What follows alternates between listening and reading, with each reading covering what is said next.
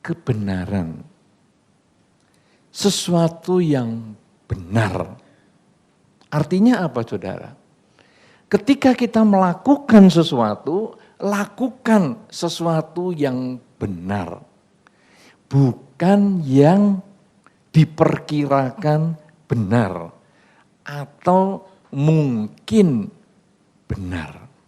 Tetapi kita yakin ini benar. Apa sekarang yang disebut benar? Karena kadang-kadang kalau tadi diceritakan saudara Wedi, tadi cerita saudara Wedi. Ada orang punya uang cuma 50 sen. Dia mestinya bisa dapat es krim yang lebih enak. Tetapi dia rela mengurangi kesenangannya sehingga beli es krim yang lebih murah untuk 15 sen dihadiahkan sebagai tips. Kelihatannya itu kebenaran. Tapi kita lihat dari sudut mana dulu.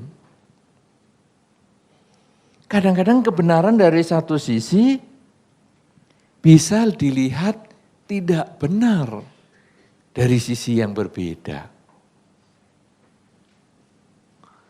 Ada yang setuju dengan ceritanya Pak Wedi tadi.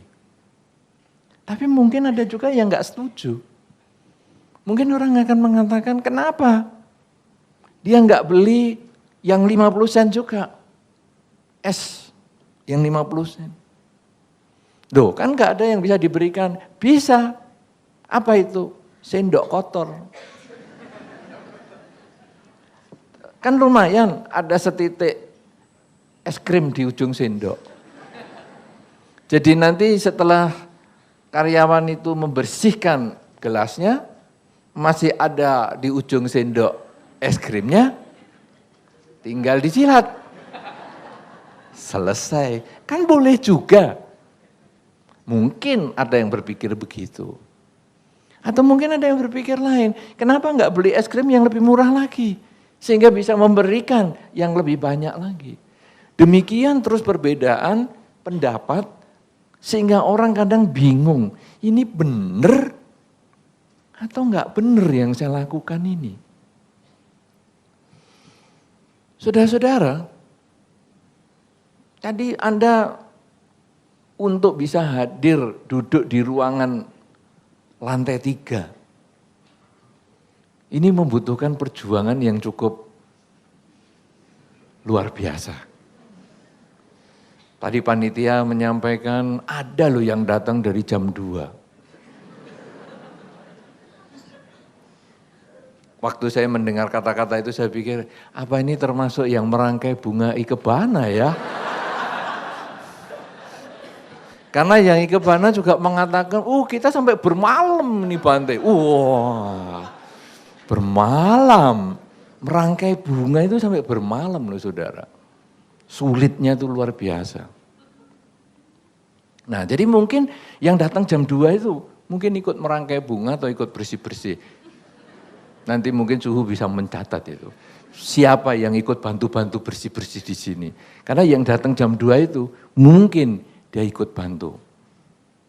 Nah, saudara-saudara, itu mungkin orang akan mengatakan, ngapain datang jam 2?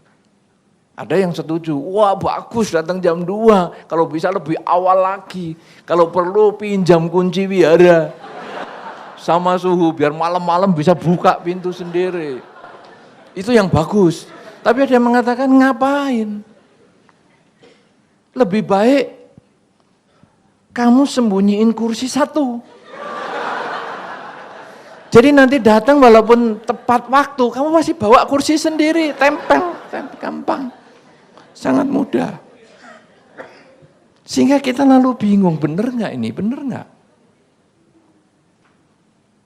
Saudara-saudara, di dalam Dharma, hal yang benar itu tentu mendukung beberapa hal.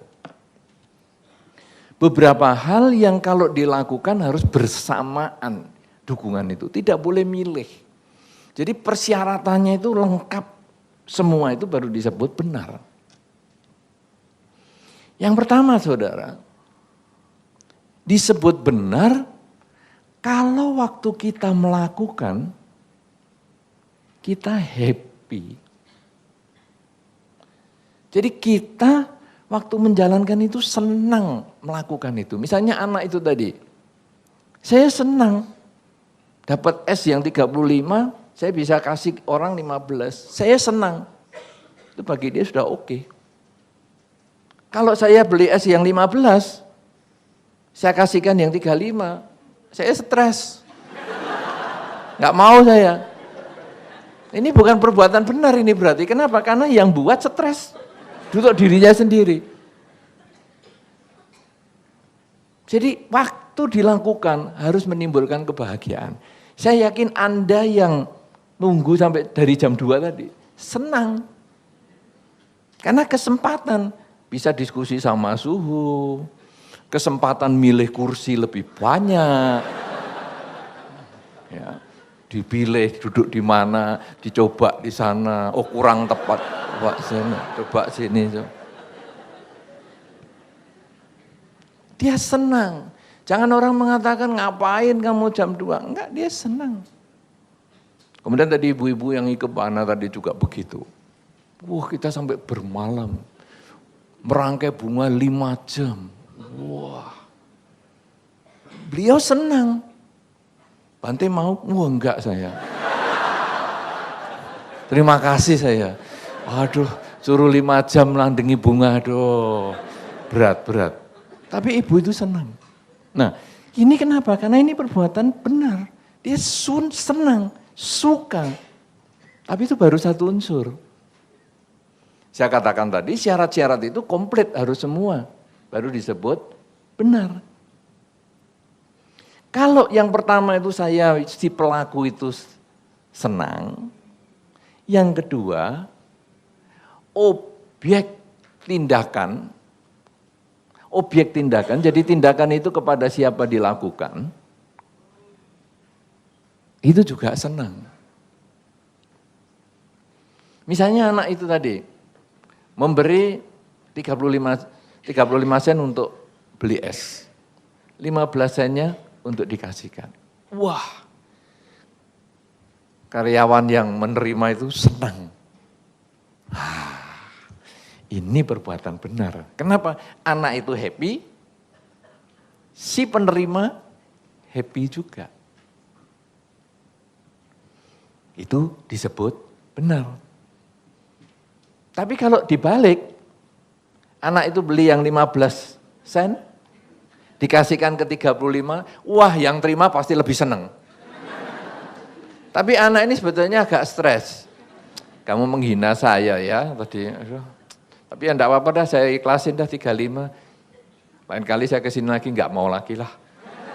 Enggak mau ngasih kamu dah. Ada ganjelan. Kalau sudah syarat yang pertama tadi sudah enggak nyaman, walaupun orangnya yang menerima kebaikan itu happy, bukan sesuatu yang benar. Dua-dua pihak harus merasa bahagia. Nah, yang ketiga saudara, syaratnya bukan cuma 2. Yang ketiga, dukungan kebanyakan orang itu setuju dengan perilaku tersebut. Jadi lingkungan mendukung perilaku tersebut. Kalau tadi misalnya saudara Wedi memberikan kuis. Siapa di antara Anda yang setuju tindakan anak itu? Beli 35, dikasih tipsnya 15. Mungkin di antara Anda banyak yang setuju. Maka itu menjadi tindakan benar. Tapi kalau banyak di antara Anda yang tidak setuju, berarti bukan tindakan benar. Jadi tindakan benar itu juga harus didukung oleh lingkungan. Diri sendiri si pelaku bahagia, orang yang mendapat perlakuan itu bahagia, dukungan lingkungan bahagia, dan yang keempat adalah di dalam dharma, perbuatan itu disarankan.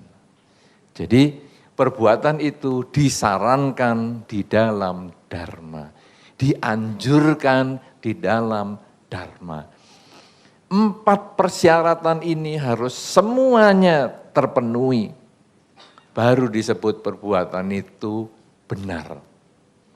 Tapi kalau salah satu saja tidak terpenuhi, maka perbuatan yang dilakukan bukanlah perbuatan benar. Kalau di dalam dharma, contoh anak yang memberikan tips itu tadi adalah anak yang bisa berbagi secara bijaksana. Kalau dibalik, dia beli yang 15 sen, didanakan 35, mungkin disebut anak yang kurang bijaksana, yang tidak didorong, yang tidak disarankan di dalam dharma. Nah, saudara-saudara, kemuliaan itu bisa terjadi kalau Anda punya perilaku, punya ucapan yang disebut benar. Benar menurut Anda membuat bahagia, omongan Anda itu Anda juga senang ngomong begitu, yang mendengar omongan juga senang, lingkungan juga happy mendengar omongan Anda, dan omongan Anda itu juga didukung oleh dharma untuk dikatakan demikian, maka itu disebut benar. Misalnya omongan yang manis, omongan yang baik, omongan yang bebas dari maki-makian, omongan yang bebas dari gosip. Nah, itu didukung oleh dharma, menyenangkan untuk kita, menyenangkan untuk yang mendengar, juga didukung dharma dan lingkungan.